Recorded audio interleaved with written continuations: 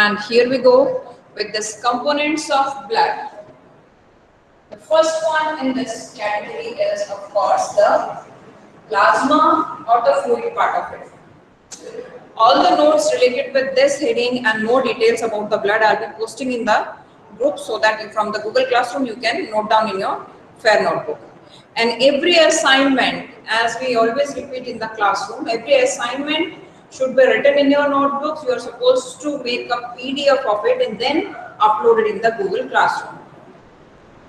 Plasma, and then after that the second one is of course the blood cells.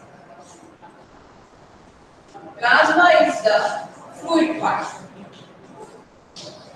Now this fluid part, basically as they say that our body is basically made up of 70% of water. And once you are talking about plasma and the remaining part of the blood, we can imagine it as a polythene bag wherein we have lots of water, and in that we have added a few pebbles or small stones. That water indicates plasma, and the small pebbles or the stones we have added, that symbolizes the blood cells. Plasma, what we are talking about here is this, its basic function is to carry all the blood cells in it and to transport all the substances in the dissolved from one part of the human body or the vertebrate body to other parts. So where lies the difference once you are talking about transportation in case of plasma and the transportation in case of the blood cells like that or RBCs, red blood cells or red blood corpuscles. The basic difference is that here in the plasma it is transported in the form of dissolved state, wherein these cells, like say for example RBC, if it transports oxygen, it is going to attach the oxygen molecule with it, forming oxyhemoglobin, and therein it goes for the transporting substance from one part to the other part of the body.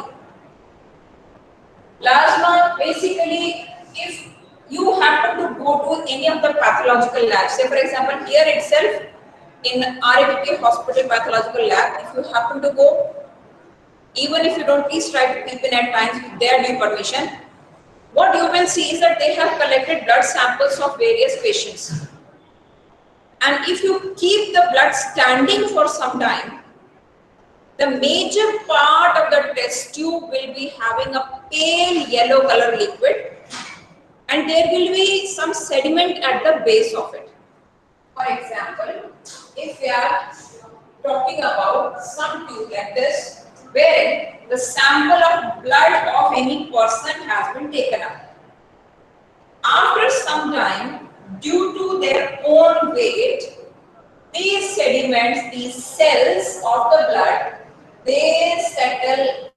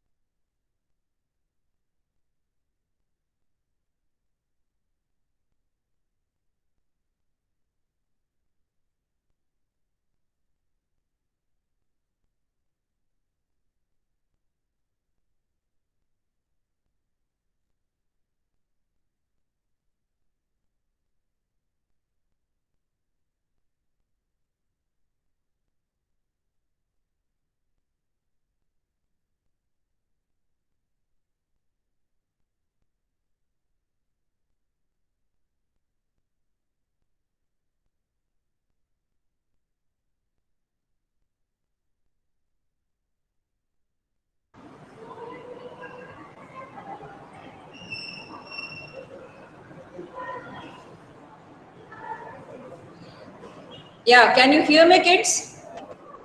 Yes, ma'am. Okay, so Yes, let's ma'am. continue it. This network issue is, I think, going to go for some more time. So we were discussing about plasma, and this plasma basically is the liquid part of the blood. And this liquid part, if we just try to compare the percentage, it is like almost 90% of the total volume of the blood. That means basically it is water that carries all the substances throughout our body. Let us take the story in reverse gear. I said that blood basically is composed of plasma and the blood cells. Number one. Plasma is the 90% volume of blood. And what is plasma basically? Plasma, if we say plasma equals to lots of water, we are right. Water basically is a universal solvent, all of us are aware of it. It dissolves the maximum substances in it. That means in our body, for example, we have eaten up the food, got digested, absorbed in the small intestine, and from small intestine, it is again absorbed by the blood. This we have covered in nutrition topic. That from small intestine, the blood carries it and the assimilation steps take place. That assimilation means it is going to store. That is, it has to carry the digested food from small intestine to be stored in liver or different parts of the body. That transportation of digested food will be dealt by blood. That means specifically plasma in the dissolved form. Same, if the cells in the tissues are working, they are going to generate the nitrogenous waste. In our case, in human body, it is urea. That also will be transported. Here we have done, and what exactly is the function of it? Nitrogenous waste is going to transport. And this nitrogenous waste is basically the urea. It is going to transport in dissolved state again in the body. It is going to carry it to the kidneys where it is going to get filtered and thrown out of the body in the form of urine. You are talking about all the substances, that means all the good substances you may say, or all the bad substances in the body. Maximum of them, they will travel in the blood in dissolved state, you know. Then where will they be dissolved? They will be traveling dissolved in plasma. Talking about the blood cells now, the blood cells may be specifically RBC or the red blood cells, or in some of the books you will find them as red blood corpuscles. It all the way means the same. And we are talking about the next one, that is WBC, that is white blood corpuscles or white blood cells. And of course, we have platelets. Red blood cells, as the word indicates, this is red in color. There are some differences which significantly demarcate RBCs from WBCs. If you say the smallest cell in the human body, that will be of course RBC. And WBCs are definitely larger than that. RBCs, once they are made, we know very well that they are made in the bone marrow of long bones. Long bones means where do we have these? For example, femur, thigh bone. Inside of it, outside covering of course is the bone, the hard calcareous covering, and inside of it, what we have is bone marrow. In that bone marrow, of course, RBCs are generated. Immature RBC will have all the cell organelles like any normal animal cell. But in the presence of proper amount of iron, cyanocobalamin, that is vitamin B12 and B6 specifically, it matures. That means RBCs mature from immature state. You may say that RBCs, once they are generated in the bone marrow, they are like a newborn baby. Once the newborn baby is converting to adult, that means the RBC that we need for the functioning in the blood, those changes need iron and vitamin B12 specifically. And they mature. Mature means, it is so ironical to say that what they basically do is that all the cell organelles are deleted or removed. That means the adult RBC will not have any cell organelle. You talk about mitochondria, you talk about Golgi, or even the nucleus. Can you imagine a human cell without nucleus? Yes, it is RBC. So they are without nucleus, mature.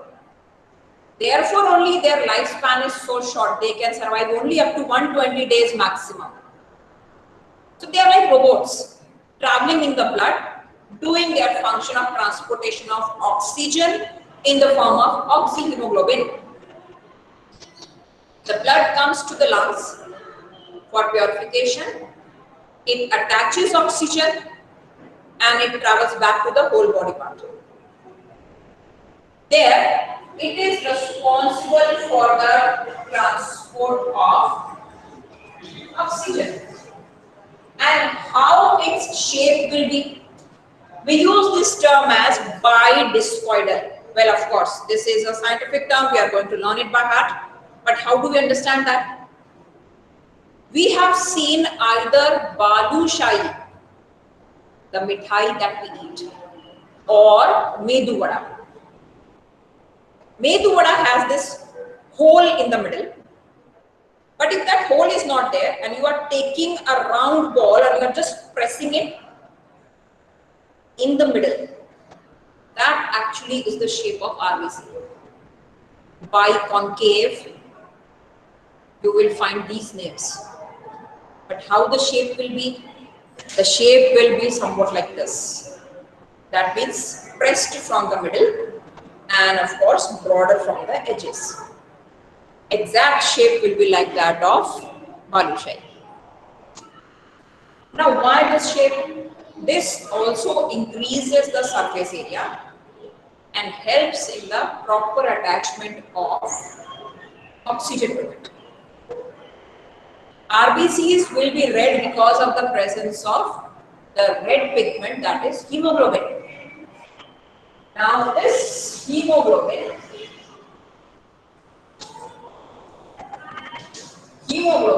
or the red pigment basically needs iron. This pigment has the capacity, a single hemoglobin pigment molecule has the capacity to attach a maximum of 4 oxygen molecules with it. Just imagine. And single RBC will have n number of hemoglobin molecules in it. And all over the body, if you see, per cc we say, per cc of the blood, per cubic centimeter of the blood carries around 4 to 5 million. This is around 4 to 5 million in numbers. Therefore, the blood appears red. Because the number is so much, there are these like small dots, so many small dots in the blood that makes the blood red in color. And why these RBCs are red? Because of the presence of hemoglobin.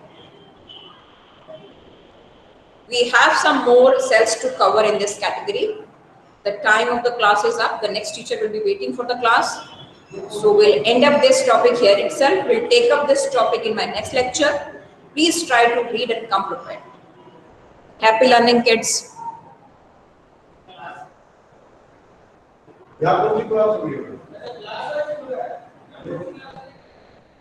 Keep preparing, kids. Thank you, bachcho.